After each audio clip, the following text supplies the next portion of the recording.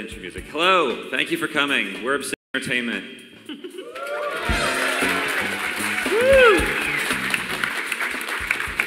First question to you guys, how many people had fun playing Pillars of Eternity? Awesome, thank you. So we're here with the primary development team, and I'll let them start to introduce themselves down at the end. Hi, welcome. My name is Adam Brennicke, and I'm the executive producer and lead programmer. I'm Josh. Didn't need to cut off your applause there, Adam. I'm Josh Sawyer, and I'm the game director. See, I waited. Thank you. Brandon Adler, lead producer.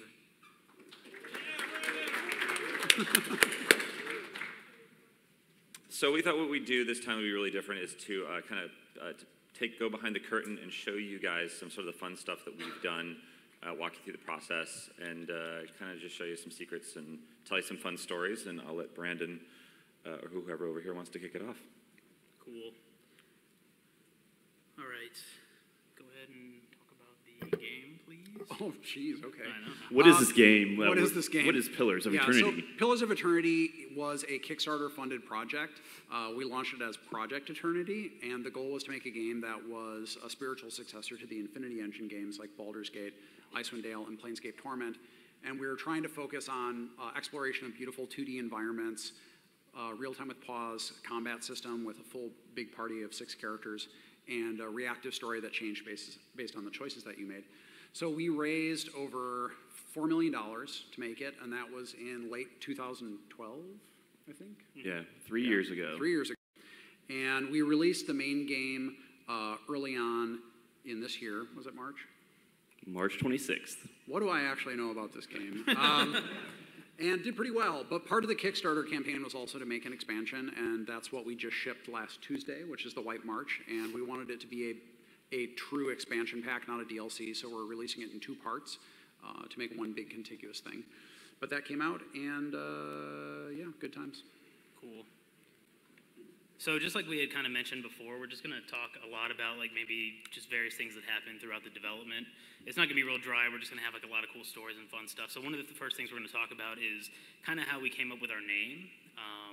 So as you can see here, there were some rules that Josh had laid down to the development team. So we sent something out to the dev team, and he was like, all right, we're going to come out with some names, but here's some rules. Eternity has to stay in the title. It has to be related to the story that we're doing. It needs to be something that can be turned into a sequel name, and it's even better if a P precedes Eternity in the title, so like Pillars of Eternity, for example. It started as Project Eternity, so we figured if we could keep P in it, that would be good. So this is a little bit long. This is a little bit long for a lot of text on that slide. But I thought it was hilarious because this is something that Josh actually wrote to the dev team in an email. I'll let Josh actually read it in his voice. Yeah, so I didn't want to see a bunch of things that I was going to reject out of hand, so I just said, don't put any colons in the name of the title, don't put any dashes in the names of the title. If we're going to have a title, it should just be a title by itself. And I just forbade a bunch of words, such as shadows, darkness, deadly, reckoning, sundering, and pretty much any gerund. Anything ending in ing like that. So as you can see here, these are poison. Yes, those are poisonous names. Please do not include them. All right, so here you can actually see some of the names that were submitted by team members. These are actual names that were submitted. The ones on the top, like Eternity, Watchers of Eternity, Echoes of Eternity, those were the pretty good ones that we saw out of the bunch that we liked. Then we had some other ones that maybe were not as successful. As you can tell, some of them were just like jokes that people were sending in, like the Legend of Eternity, link to the blog. As you can tell, we blog a lot about everything, so yeah. And this process took several months. So it's not just like a day or two, it's months of time discussing this stuff with the team members. And it was the whole team, like everyone, I think everyone on the team actually submitted at least one suggestion for a name. Some people suggested dozens of names. Was it an eternal process? That's it. This is over. Bad joke. Here you can see a bunch of logos that Kaz Aruga put together. So when we're exploring logos and what we want to do with it, we don't just do like one logo and then just like, yep, that's it, that's cool, like, or make this small modification. We have Kaz do I think this is only maybe half of what he did. I think he actually did a whole other sheet that was similar to this. And you can't really see, because I guess you can see my little arrow right there. You can see one that looks kind of like Forgotten Realms, and one here that's similar to Skyrim, and this one here is kind of like some street art looking stuff. So we do a lot of different things. Yeah, and then what we do is we choose the ones that we like, and then Kaz will iterate on that a lot more until we finalize on the logo that we like. And it should be said that Kaz was also the guy who actually suggested Pillars of Eternity, so he did suggest the title also. Yeah, you can see this is probably the one that was closest to what we did. Obviously, we mixed some stuff together, but... all right, so this right here, so this is actually before my time on the project. Josh kind of did a breakdown of the Forgotten Realms in terms of what he felt made it very Realmsy, so I'll kind of let him talk about it. So when we set out to make this, we knew we were making something that was more in the Baldur's Gate and Icewind Dale sort of realm, and so we wanted to make it feel very much like Forgotten Realms, and so we talked about things that actually contribute to that. I think there was a longer list than this, but for example, we do have elves and dwarves in our world, and while we do have things like boreal dwarves and pale elves, we also have wood elves and mountain dwarves, because there are normal traditional fantasy races within the setting. And then things like Amawa and Orlands are new and different, because those are places that we could expand and just do our own thing. The idea that there are a bunch of different cultures that overlap, often with old ruins from ancient empires being around, something that you see in Forgotten Realms a lot. Ancient empires are like, oh, I just stumbled across this ruin, let me go down into it, that seems reasonable. Lots of localized catastrophes, like big crazy events that happen and change the world or change some part of the landscape in a really dramatic way. That's something that happens a lot in Forgotten Realms storylines. Also, places like Andra's Gift has like an element of that where, a huge tidal wave destroyed the entire harbor and the levees that were there and things like that. And then having sort of these powerful characters that are actually walking around and interacting with the players, characters like Elminster and Drist and Kelvin Blackstaff and guys like that. And then the feeling that the gods in this world are not remote, that at some level the gods are directly sort of interacting and interfering with things that are going on, which again is a very Forgotten Realms type of thing. All right, so before we did the panel, we actually asked our fans on Twitter to just give us some questions. One of the questions they had asked was, will the game ever come out on consoles? So, Adam, will the game ever come out on consoles? My answer is always no. I don't really see it ever coming out on a console. However, we have been doing a lot of work with the Steam controller, and it plays actually really, really well with the Steam controller. And it's surprisingly... Josh? It's better than a 360 controller. Yes. We've also been doing experimentation, not recently, but about a year and a half ago on a tablet. And it actually plays fairly well on a tablet too. But even if we did port the game to another platform that wasn't a mouse-driven game system, we would have to do a lot of work to move it to a different control scheme and adjust the rules or how you interact with the world, and that would be a lot of work. And it's not really in the cards right now, but it's something that we would like to explore for the future. I agree. Thanks.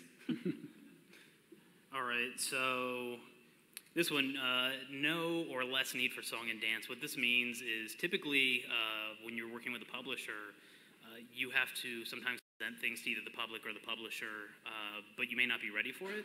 So for example, you may have to do a demo for E3, and so you're like, okay, well, we're just going to put some stuff together real quick. This isn't the real way we'd do it, but it looks good and it kind of works, and that kind of gives the feeling of what it's going to be. With Eternity, we couldn't really do that. We had pretty limited resources, so one of the things we had to do was make sure that if we did something, that was going into the game. We didn't have any wasted work or wasted time. So, like, for example, our E3 demo that we were giving out was actually just the beginning of the game, and there were a few small modifications that were made to it, but it was pretty much it. And overall, I think that actually gave us a better game, and we were able to focus more resources. One of the reasons I use this screenshot right here is because this is an example of less song and dance. This is actually 6 screenshots that I photoshopped together. So there's a lot of that. It takes time to do that, trying to present something because maybe you don't have all the stuff in place at that point, or maybe you can't get all these people to do the same thing at the same time. So this is just a small example of some of that song and dance.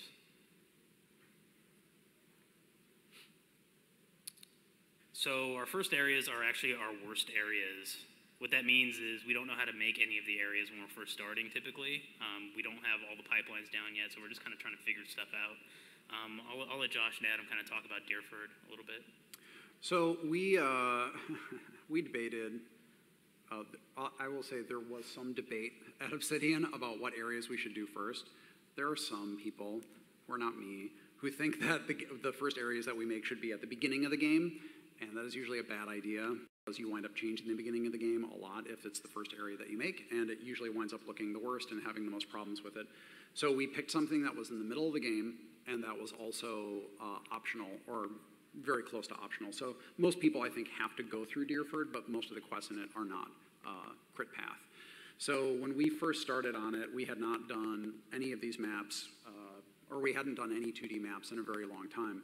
So there were certain things about Deerford and the Temple of Skane and Deerford Crossing that we realized later, like, should the Temple of Skane really be this big? Probably not. Should Deerford have all this extra padding around the outside of it? Also probably not. But those are things that wound up being kind of fundamental to the areas because changing them later was much more difficult. But thankfully, because they were sort of not crit path areas and they were in the middle of the game, they had less of an impact than if we had made them as our first areas, and that would have been a big problem. So for those of you that have played probably about 10 hours of the game, this will be kind of familiar. You'll notice that's Copper Lane. Cool, Copper Lane, one of the first districts you see in Deerford. It's a very important thing. One of the things is this was actually one of our very first areas that we did after Deerford when we were just doing actual production of the game. So this is the finished version of it. Now we're going to show you a version that nobody has seen that was a lot less polished.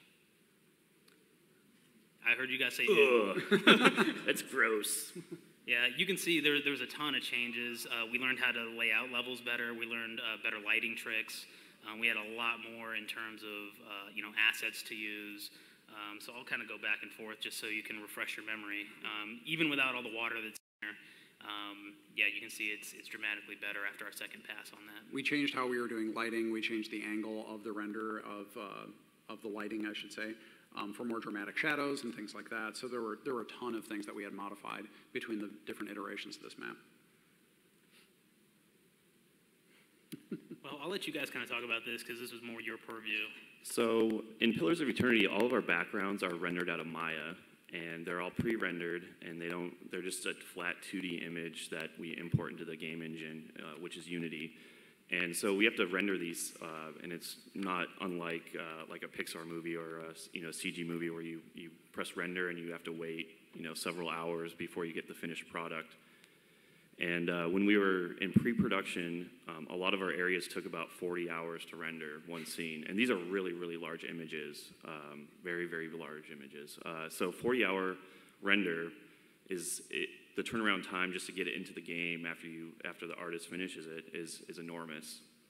It's also really, really bad. It's bad. Because if you, let's say you render it out and you find a flaw in the render, congratulations. 40 hours later, you will be able to see if you fixed it. Yeah, so we didn't really want to make the game like that.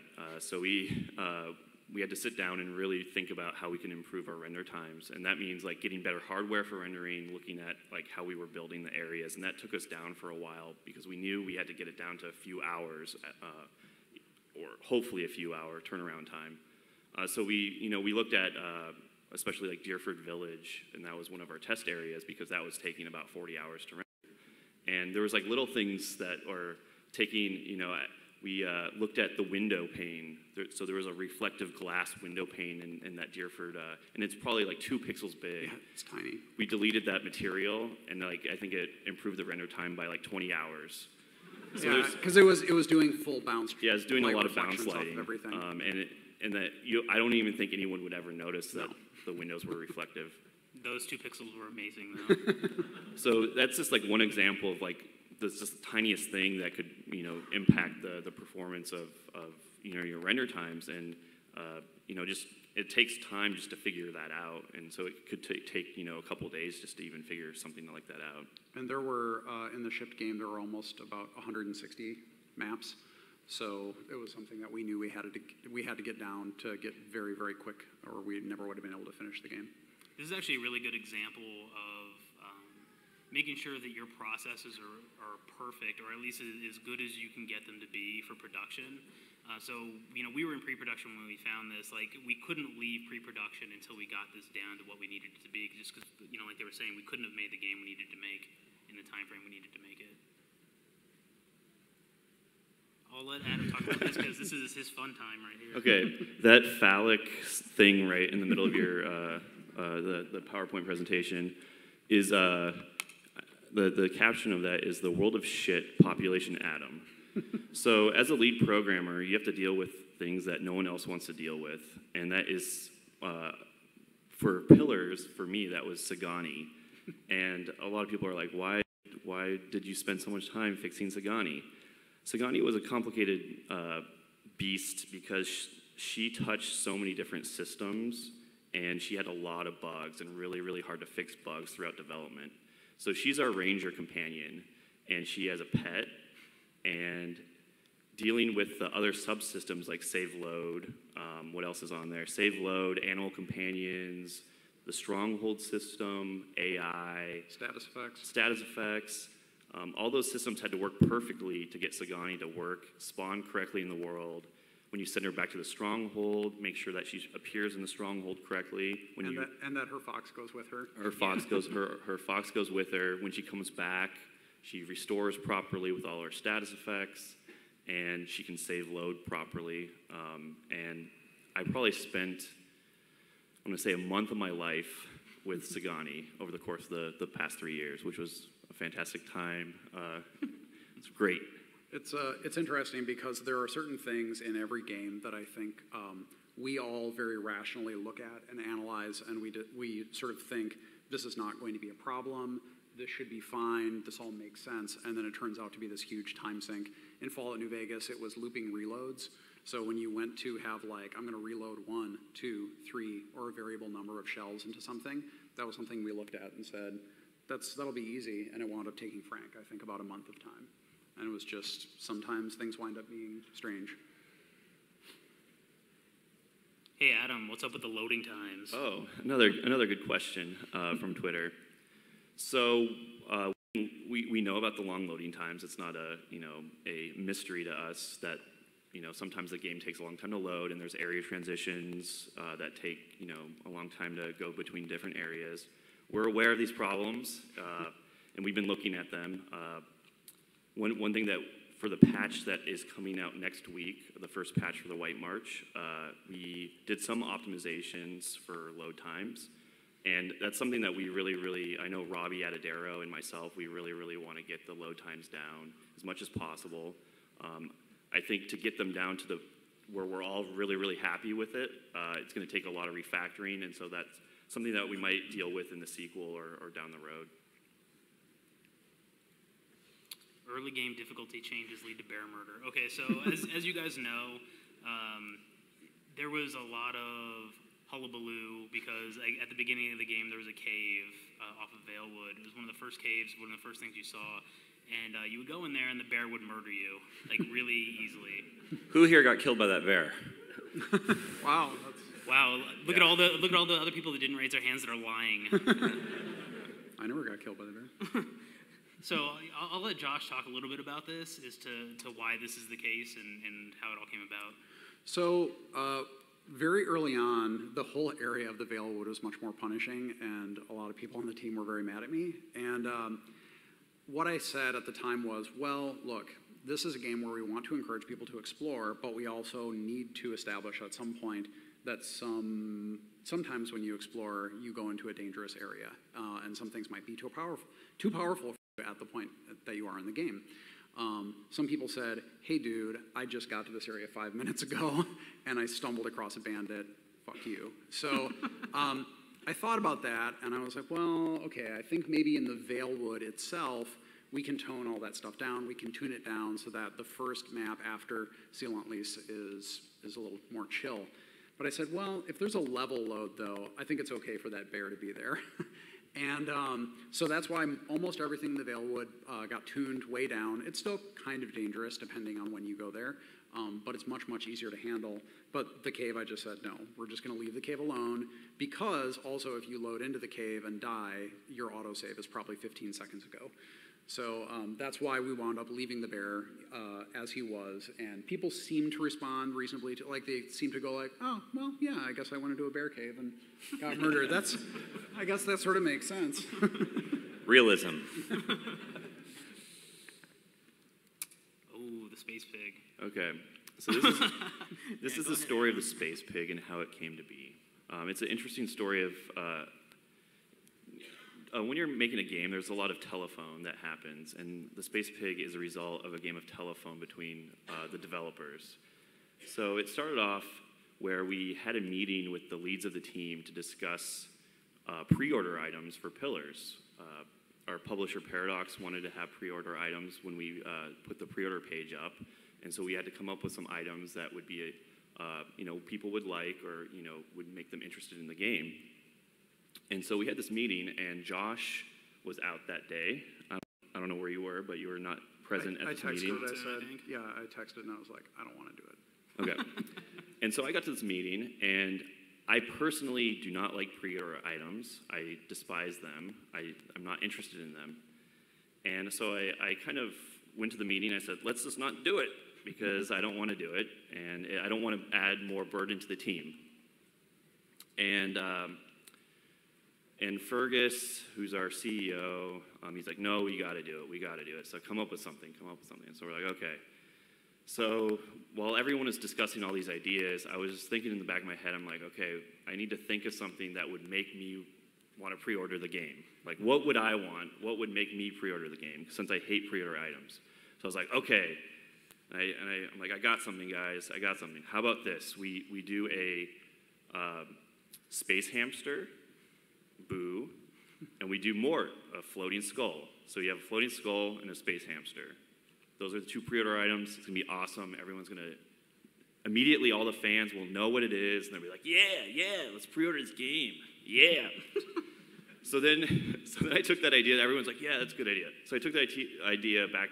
We started discussing it a little bit more. And some people were so-so on it. I know Eric Fenstermaker was a little wary of doing a floating skull, because he's the narrative guy, and he has to explain why there's a floating skull in the game now. And so he's like, I don't know. So I was actually going to go on vacation the next day. So I was like, see ya, guys. Take care of that space pig. And the pre-order thing needed to go up like I think like the week after. Yeah, the next day or something. So I'm like, see ya, guys. Then I get back from vacation, and I see this image that's in front of you. That's our pre-order item. I'm like, okay, how did that happen? So how this happened, we're a little bit over time on the slide, but we're going to talk about this anyways, because overall we're still doing good on time. So how it kind of happened is that when everyone left, we had a list of possible pets that we could do. And so again, like, we had a list of them, and one of the things was the space hamster. And so we had talked about, okay, we could do some kind of pet like that, but you can't see a hamster, it's too small. So we were like, all right, well, what do we have in the game currently? And it was like, we have pigs in the game. We have a pig. Let's do a space pig. So we went to Kaz. Kaz had no idea. Kaz, again, is our concept artist. He had no idea what we were talking about or what that even meant. So he was like, do you want like a pig with a helmet on it? And I said, yeah, that's cool, fine, go ahead and do that. And then, so he started doing that, and then Dimitri, who's our character modeler, came in, and we kind of talked about it. He was like, no, it's actually a lot of work to put a pig helmet on. We're like, all right, what can you do easily? And he's like, I can make it look like it has space inside. And then we were like, great, that is what you will do. And that is how the space pig came to be.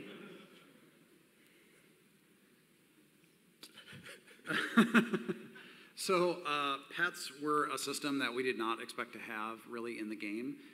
And then during our Kickstarter campaign, which was more successful than we expected, it was much more successful than we expected, so we had to develop stretch goals. And one of the stretch goals that Adam came up with was a pet, a free pet that you got. Just vanity, completely a vanity Adam item. came up with this idea because he didn't have to design it. Then later I said, hey, asshole, I have to design a system for pets now. Because if there is a pet, that sort of implies that there's a system for how pets work. Thankfully, it was not too complicated, but the problem was we had to decide, like, well, okay, what are the other pets?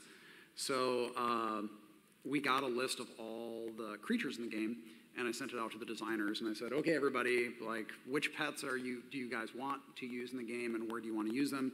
Well, lots of cats, lots of dogs, teeny spiders, some other things, and then this duck. And and this duck looked miserable. Like, it was a really not good-looking duck in the game. And someone finally came over and said, Josh, we got to get rid of the duck. And I'm like, why? What's wrong with it? And someone showed it to me, and it was truly something. So I'm like, okay, well, I guess that means that duck has to go.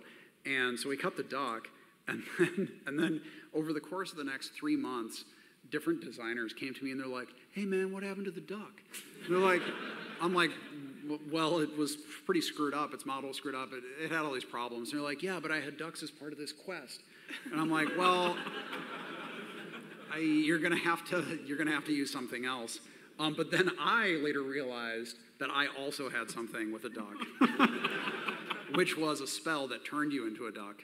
And then I realized, oh, well, I guess we got to cut that spell too. But it was like the 7 deaths of the Pillars of Eternity ducks. Yeah, it came back and got cut, I think, like 3 different times. Yeah, and finally I had to say, look, guys, it's actually gone now. That is what happens when you were the creature on the very bottom of the creature list. And by the way, if you play the White March, there might be a floating skull that you can get as a pet. It's very hard to get. It's very hard to get, but Also, it's not might, there is a floating skull if you're awesome. Yep, so my dream came true. All right, the journey of the backpack baby. So sometimes quests can have unintended consequences, and here's a good example of that. So there was a quest in the game where you had to cart around a baby Orland and hand it off to someone. One issue was, and we didn't notice this until after a few months of it being in the game, was people could complete the game and never complete that quest, which meant they would just be carrying a baby around all the time. So designers being awesome, they all kind of sat around and were just kind of joking about it and trying to figure out, what are we going to do here? Do we fix it? What do we change? And so one of the things that happened was it was decided we will have a special endgame slide that references that you have a backpack baby with you. A long journey loomed ahead, made no easier by your decision to bring an infant to Sun and Shadow. That's reactivity there. Yes, reactivity. All right, another fan Twitter question. Will there be other expansions after the White March? Josh, will there be? Just part 2 of the White March. So yeah, we split the White March into 2 parts because we wanted it to be Tales of the Sword Coast sized, although I think together they're both going to be bigger than Tales of the Sword Coast. But after that, we're probably going to look at making a sequel rather than any more expansions. As Adam sort of suggested before, there are more fundamental things that we'd like to do with how the game is engineered, gameplay systems that I personally would like to change to be better for the players and stuff like that. So that would probably be for a sequel, though, not more expansions. Who here would be interested in a sequel? All right. That's good. All right, I'll be taking pre-orders right after this. I'm sure there will be now. Space Duck. Space yeah. Duck. I think we have to do that now. All right, changes to major systems are required. Throughout development, sometimes you have systems in place that you've already kind of designed and you're thinking about. And then you know, just because maybe things don't work out or development changed in a very different way, you have to actually change these major systems. Josh can actually get into some of what happened on Pillars. Some of the changes that we make to systems are based on player feedback. Like, we put something and we're like, hey guys, check this out. And they're like, yeah, we checked it out. It fucking sucks. So there are things like we had a durability system in that right away a bunch of people were like, I don't like that. And so it didn't feel like it was really super important to the Infinity Engine experience. Like, it felt like it was a reasonable gameplay mechanic, but not so important to like live or die on. So we removed that. There were also some things about how the health and stamina systems work initially that they like made sense but were very confusing to people. So we changed how that was communicated to the player. Just because of, so many people said, like, I don't get this, I don't understand the relationship between these 2 things. There were also initially, and through our beta test, the Ranger and the animal companion actually had linked endurance values, and there were a lot of technical problems with that. And because there were a lot of technical problems with that, it was very difficult to balance it.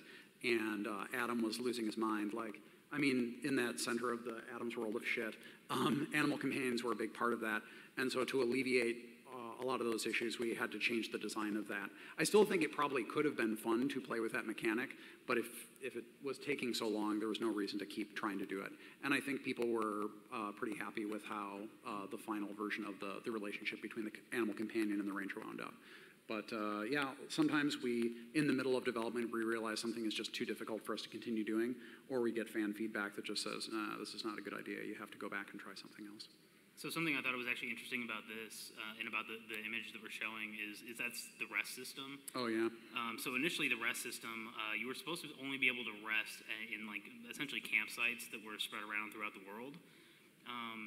So that sounded like a great idea. Unfortunately, and this is mainly my fault, we didn't have anybody that was really tracking that in terms of like where these things were going, who was putting them into what levels, and all of these things. So, and I will say that there were certain levels where it was very difficult to justify having something like that, and establishing a visual language that was consistent enough for the player to go like, oh, I'm in this castle. Of course there's a campsite right in the middle of this, walkway or whatever. Yeah. And there were also fans that did not like the idea of the system as well. So that's the reason that we have the resource system. We actually moved over to using a camping supply resource system, and I think it was actually Bobby Null had been playing Might and Magic X. Yeah, Might and Magic X, which also uses a similar, not exactly the same, but a similar system. And it seemed pretty reasonable.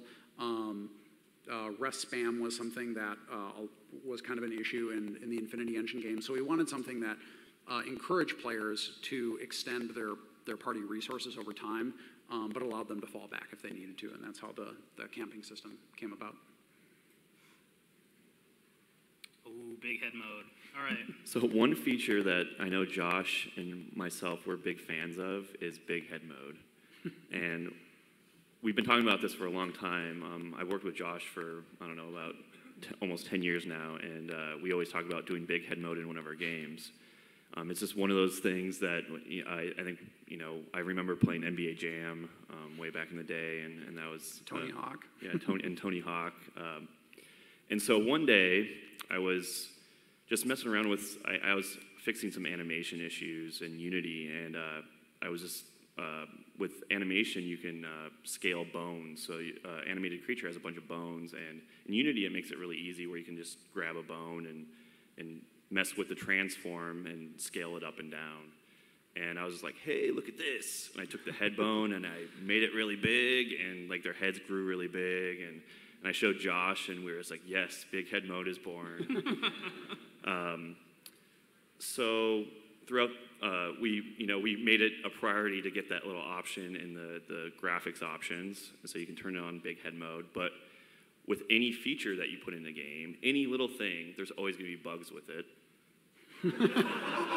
So there's Giganto head mode, which is my favorite, and there's little teeny baby head mode, and the animals actually could be affected by big head mode too, and you can see the tiny bear head and the tiny pig head. Yeah, that pig looks like a mole now. So Adair. So Adair and Aloth, some people were actually kind of walking by them. They didn't realize that there were NPCs they could take with them in the party. This is somewhat common in that, like, sometimes we may put something into the game, we don't give enough emphasis to it. And so there were a few things we did to make it so players couldn't really miss Adair. For example, give him a bark string, so now he says something like, when you walk by him, like, hey, I'm a cool dude, you should come and talk to me. He's smoking a pipe, so now he has VFX and he has his animation, so like he draws the eye a little bit. And then also we put him next to the murder tree, so you have to walk to the murder tree. Now he's right there. You get a chance to see him and kind of grab him and take him along. And again, that's kind of like a common thing that happens from time to time, and these are just some of the ways that we use to bring attention to someone. We also wound up using, when you go to the area map, we actually put the companions on them no matter what, because when we were having internal play tests and we had people that were going all the way through Gilded Vale, and then going all the way through a couple more maps, and they're like, God, I keep dying. And I'm like, what companions do you have? They're like, nobody, I couldn't find anyone. And then we said, like, where did you go? And they described it, and you're like, you walked by Durance, Adair, and Aloth, and somehow I'd missed all of them. So even with a lot of effort, people were still missing them. And one thing is missing from that area that would have made it even better is a torch. Yeah. We had actually talked about when we were viewing this. We're like, is this an old screenshot? I thought there was a torch next to him. Nope, that is the current screenshot. So, How many people accidentally missed him the first time they played through it? we should have put a torch in. Yep. Maybe he's just holding a torch, waving it. Waving the torch. And the smoke spells out, I'm a companion. All right, another Twitter question. Was it worthwhile developing for Linux? How has the Linux community been to Obsidian? Any other thoughts on Linux? That's actually like 3 questions, but that's fine. Brandon, are you going to answer this one? All right, I will actually answer these. These are my thoughts. Take that as what it is. I don't think it was worthwhile developing for Linux, only because they're a very, very, very small portion of our active user base. Right now, I think it's at about like 1.5% of our users are Linux. That being said, it wasn't a huge drain on us, because Unity can actually spit out a Linux build. Obviously, we have lots of bug fixing and things like that goes into it, but there were a lot of problems because Obsidian is never developed on Mac or Linux, and so trying to learn those pipelines, trying to get just even our devs to be able to work on them was kind of a nightmare on our end. Well, now that we did it, now we have a lot of this stuff already in place. Maybe it's something we continue doing, but overall, I think if we had to do it again, maybe we'd think about that one a little bit harder. I don't know. All right, now we're going to come to some really cool secret stuff. Is no longer a secret. These are some concepts that Kaz Aruga has been doing for the second part of the White March, and these are all environment concepts. When we first started working on the White March, the environment artists sort of upped the ante as far as the look and feel of the areas went. After working on all the base game areas for so long, they've become a lot more confident in the types of things they can build, and a lot better at estimating how long it will take them to build things.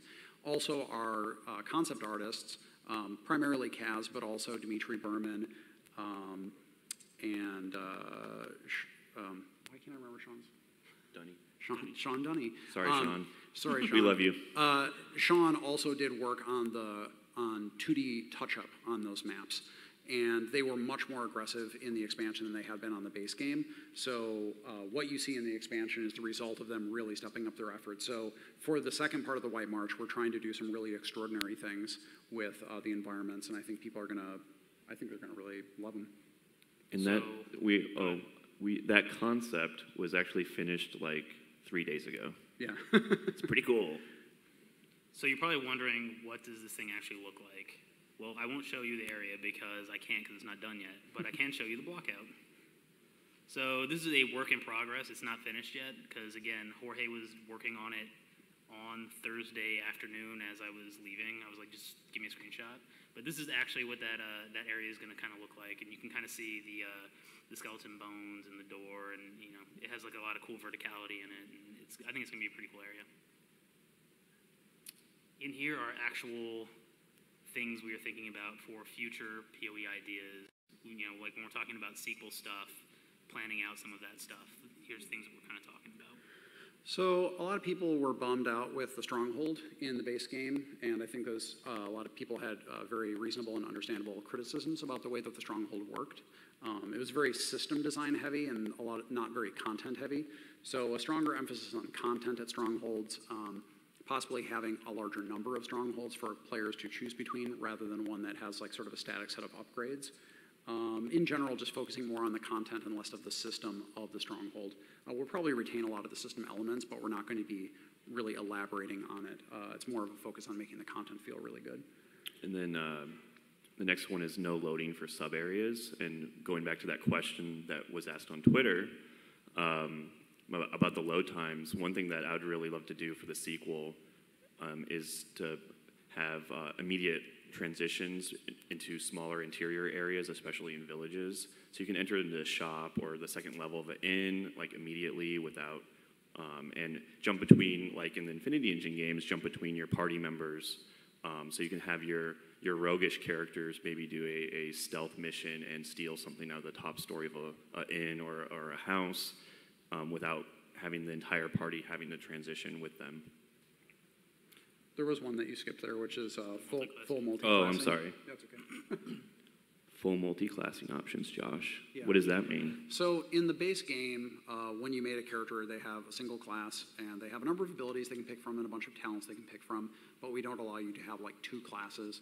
And toward the end of the expansion, or part 1 of the expansion, I started doing some experiments figuring out if there would be a mechanical way to do multi-classing in a way that doesn't get insanely broken, which is usually in D&D either it feels really bad, like I would never multi-class these 2 classes, this is terrible, or it feels incredibly overpowered. So trying to find the sweet spot for that required some thinking about the mechanics of how multi-classing works. But I think it's cool, like people want to say like, yeah dude, I'm like an Eldritch Knight, I'm a fighter and a wizard, and I take bits and pieces from each class and I'm still a viable character. So that's something I would like to do in a sequel. Expanded AI and class AI packages. Can you guys get into Yeah, that a little bit? I'll talk about that.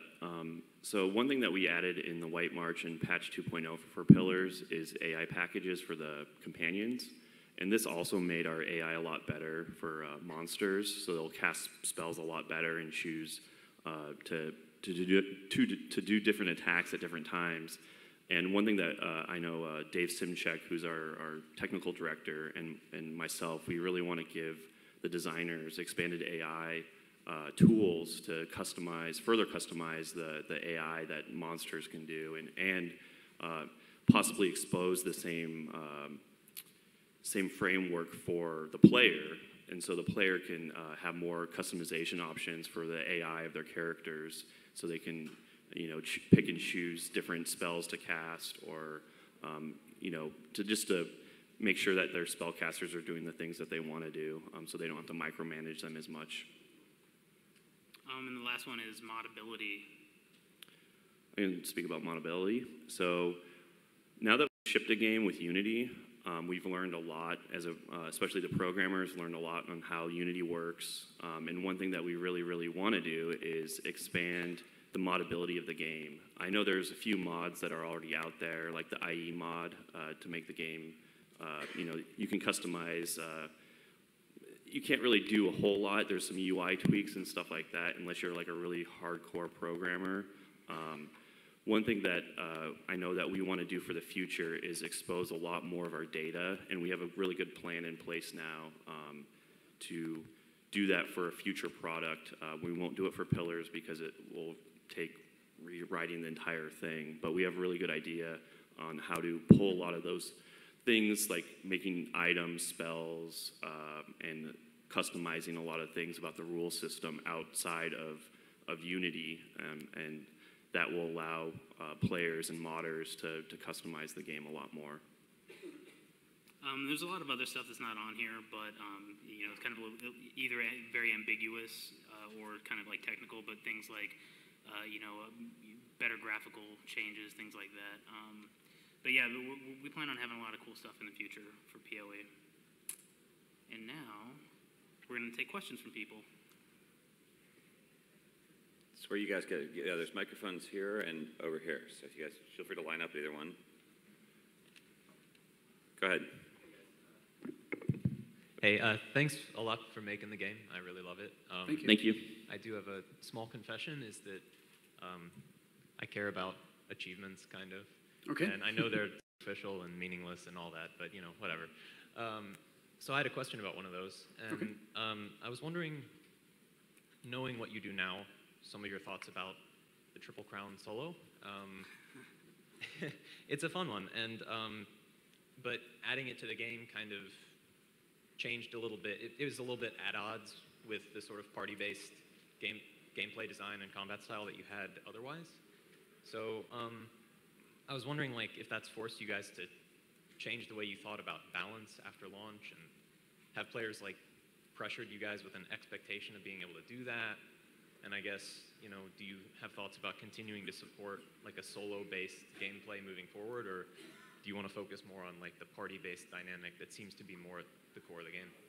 I think that I think that we can draw a distinction between supporting and allowing something and really designing very heavily for it. Yeah. So the game, we've always said to the designers internally that we never require the player to take anyone with them, with the exception of the very beginning of the game. But once you get through Seal on Lease, you do not have to, actually you technically could kill those guys too. They kind of try to go with you, but you could go insane and murder them if you wanted to, and the game would still go on. We give you the, I think the murderer or the murderer background. Yeah. Like there actually is like a crazy person background for that.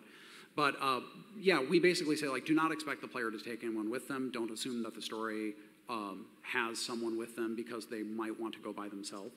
The bigger issue there is that they might just hate some companion. They might just say like, I can't stand this person, so I'm never going to take them with them. So supporting solo is important. We do some stuff like look at how experience is gained when you have fewer than 6 characters in the party and things like that. We also do get feedback from QA, both internal and external QA, and from our boards where people say like, hey, I'm really trying to do a Triple Crown solo, but certain things are making it very difficult for us. So there are some things we changed, like around the Great Hall, when you get to Cadnua, especially if you're doing Path of the Damned and you go in there by yourself, and then like 16, like the whole Wu-Tang clan attacks you basically at the same time, and it's very difficult. So we did do some stuff to try to make it easier there, but it is sort of a self-imposed challenge because the game is really designed for a party-based thing, but we do want to continue to allow it. Thank you for your question. Yeah, thank you. Over here. Hey guys, really enjoyed the game. I've already beat it. So actually my sort of main criticism toward the game is that it's a pause-based sort of system. And I kind of liken it maybe toward having a restaurant in the menu is just incredibly long and you can't really decide exactly what you want to do. So having, say, for example, unlimited pausing, it's like I just have tactical options coming out of all of my orifices. So how do I, did you guys ever discuss any sort of alternatives? One I can think of is maybe having a limited number of times you can pause or having a cooldown on the pause, that kind of thing. Was that ever even a thought? I don't think we ever thought about limited pauses. I mean, I think maybe someone on the team had suggested that at one point. Like a Max Payne style like slowdown thing. Only so many times you can pause, or making it so that when you hit pause, it's actually just going into slow combat mode or an ultra slow combat mode. Those are things some people had ideas about. For the initial game, at least, our focus was just on the normal real time with pause, although we did put in the slow mode. And so we did wrestle with pacing. That was like a big issue because in the early game where you have 1 character or 2 characters and you don't have a ton of options of things to do, the pace can feel very slow, which is very bad at the beginning of the game because you want the player to feel excited about things. But then as time goes on and you have a full party of characters, maybe you have 2 rangers with animal companions and a bunch of guys with 4 or 5 levels of spells, it gets pretty hectic. So we did wrestle a lot with auto pause options, speed options. That's one of the reasons why the party AI being added in makes things much, much easier to manage, is because some of the characters where you're like, well, I pretty much know what I'm going to do with this character in most fights, so I'll just use the AI with them, and then you can manage you can micro your casters and things like that. So there was a little bit of internal discussion about it, but I think a lot of it has to do with looking again at how much we expect the player to actually manage from moment to moment. Number of spells is a big part of that. Number of characters in the party is another big part of that. And real quick, we'll expect that same thing in the sequel? I think we're going to look again at, well, I've been looking again at powers and spells and what's available to the player. And I think that we always want players to feel like they have as much to choose from as they want to without being overwhelmed. And they have to feel like their character is growing in power and ability over time. But there is a point at which that becomes insane. Like you're looking at a 12th level cleric in Pillars of Eternity and they have 6 levels of spells and they have every single spell available to them. And I know Adam hates the I don't like that very much. The priest list. So I think we'll re-examine exactly how much is available to characters in the future. Yeah. Over here. Hey, I'm a big Fallout 1 and 2 fan and a New Vegas fan. I want to thank you for New Vegas. Thank you. Woo! The respect to the Fallout Bible. Not a big 3 fan. Is there any hope of Obsidian ever getting the Fallout IP again? Oh, getting the IP? Oh, like getting the getting the chance to make another Fallout game. I mean, I think that, that's really, it's Bethesda's IP, and so it would be up to them. We really enjoyed the experience of working on Fallout New Vegas. It was a dream come true for me. When I came to Black Isle in the late 90s, that was my dream to work on a Fallout game, and so when Black Isle collapsed, I didn't think I was ever going to get a chance to do that. So I'm grateful enough that I got a chance to work on New Vegas. If I got another chance to work on it, that'd be fantastic, but that's not up to me. All right. Love New Vegas. Love your mod, by the way, too. Oh, thank you. Your passion for the Fallout Bible shows in the game. Thanks. Over here.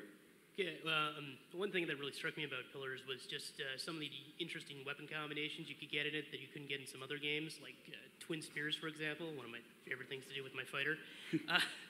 But I was curious because ranged weapons, they were pretty, like they were well done and everything. I'm just curious if there was ever an idea to like maybe combine a ranged weapon with a shield or do something different with the ranged weapons.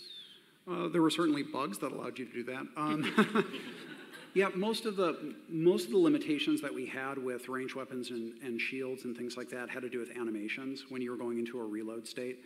So when we had things like firearms or arbalests or even crossbows, because you have to be like turning them over and cranking things and doing all this other stuff, if we allowed players to have a shield on, it would cause all sorts of really weird clipping that a certain amount of like you don't want to be crazy, like a certain amount of clipping is just, it happens and it's okay. But when it starts to look really obnoxious, that's where we kind of go like, this just, it looks like a bug. It doesn't look like this is supposed to work that way. I think there were some cases where people had melee and ranged and like, again, it was a bug and it caused bugs because there were just problems with having mixed ranges on weapons and things like that. So we thought about doing it. We saw bugs where it happened, and usually because of those bugs and the difficulty in sort of solving them while still allowing that stuff, that's why we removed those options. Thank you. Over here. Has Obsidian changed meaningfully as a studio as a result of doing this project, and if so, how? Yeah. Yes. Yes. First of all, well, we own something now.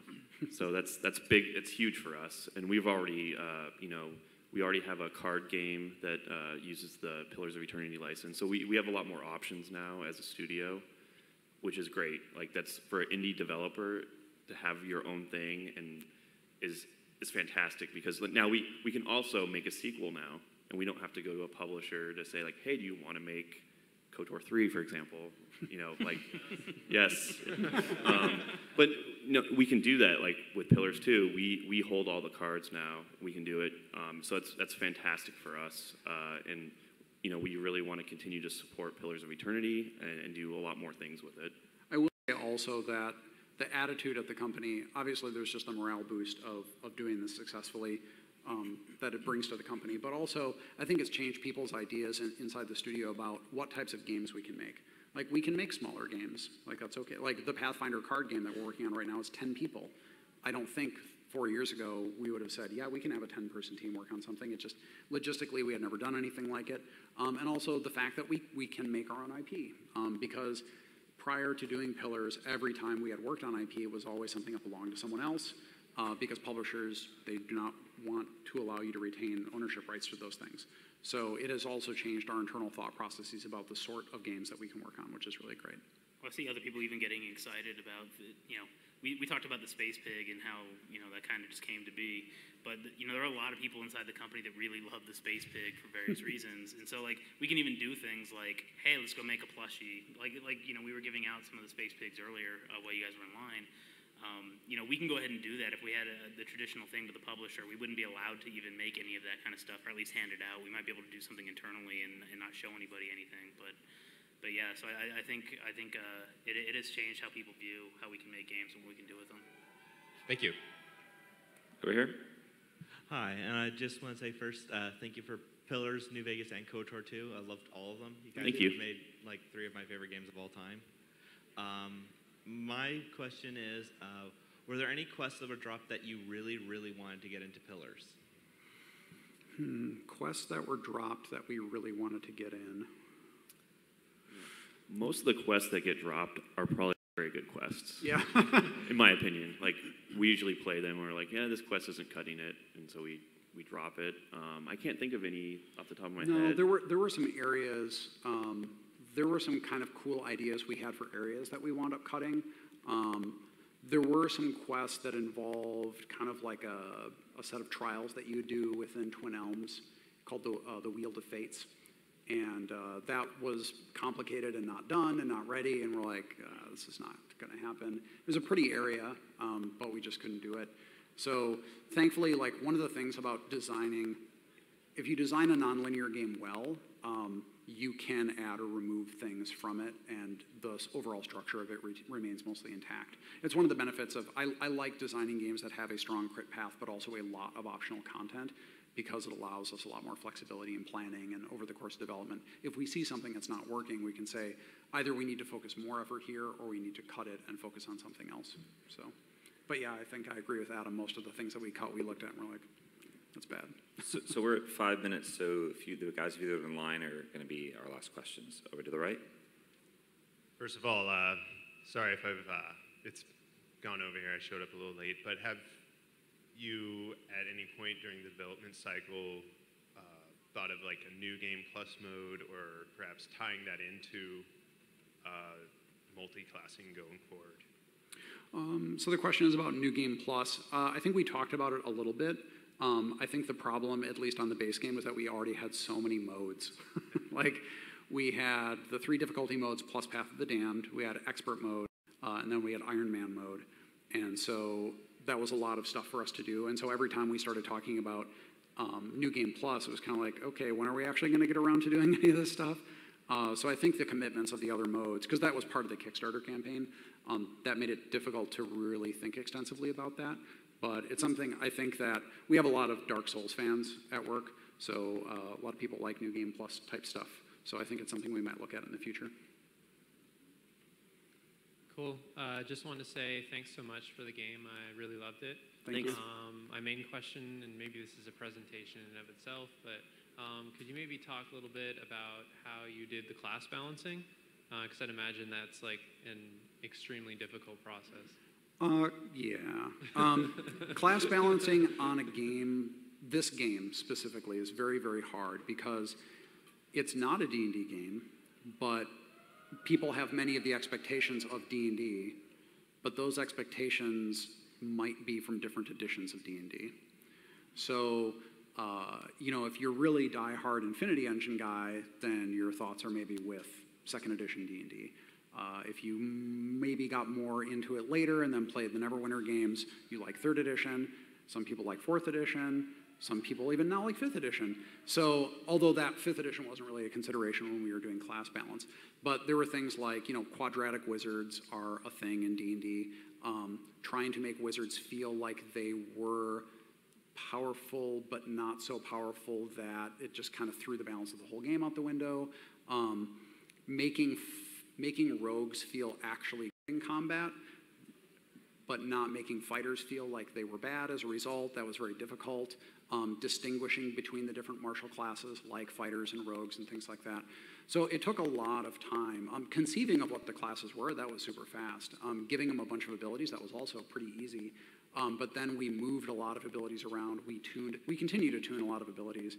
In patch 1.5, I think, I retuned the Paladin a lot because people were still like, I started out with the Paladin, so maybe that's why I'm asking this question.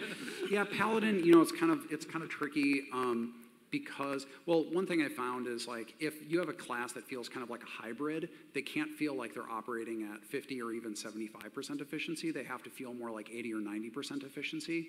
Right. If they're lower than that, people are like, well, this is just bad. Like, yes, I can do 2 or 3 things, but I'm doing them poorly. Yeah, jack of all trades, master of none. Yeah, so that was really, you know, and it's an ongoing thing. And, you know, there are a lot of fans that accuse me of like hating certain classes or whatever, and it's, no, I don't hate any classes at all. Very difficult problem. Yeah, it's just, it's hard because you can't make everyone happy. There are some people that do think that certain classes should just be better, but I can't fulfill that wish because I know someone is going to want to play a class that is maybe not someone else's favorite, but they still want that to be a good class. So it doesn't matter if you don't like bards or chanters or whatever, somebody out there likes the idea of it, and the game has to be fun for them playing it. So I think it'll always be an ongoing process, but it is pretty difficult on a game like this. Cool, thanks a lot. Thank you. Hey guys, thanks for making time. So my question was, you touched a little bit earlier about the Linux development, and I'd wonder if you guys could discuss a little bit about the logic that led you to want to pursue developing Linux and how long that took. It was part of the Kickstarter Oh, okay. campaign. So we promised that right at the very beginning of development. And one of the reasons why we did that was Unity, the engine that we were using, supports Linux. And so we just decided at the time to support the other platforms, including Mac. And I don't think we thought too much about it at the time because Unity showed that they could have a Linux and a Mac build. Yeah, we sort of said like, we can build this for Mac and Linux, right? Right? Yeah. Right? Let's All do right. it. Stretch goal. It'll okay. be easy. And like, how long did it take for implementing the Linux version? It actually, just getting it up and running on Linux wasn't that bad. So there's a lot of, just to cover this very quickly, there's a lot of other logistical problems, like just getting Linux machines for developers. So you have to like either dual boot or get another machine to test on, debugging it. So just fixing problems. There's a lot of graphical issues between the Windows build and the Mac and the Linux builds. Testing it, so you have to test it. Making patches for Linux. Making builds for Linux. Making physical DVDs for Linux. There's just a lot of other logistical issues that go along with making a Linux version of the game. Perfect. Thank you so much. Yep. All right, everybody, we are out of time. Thank you so much for coming. Thank you for supporting Pillars of Eternity. And we will see you next time.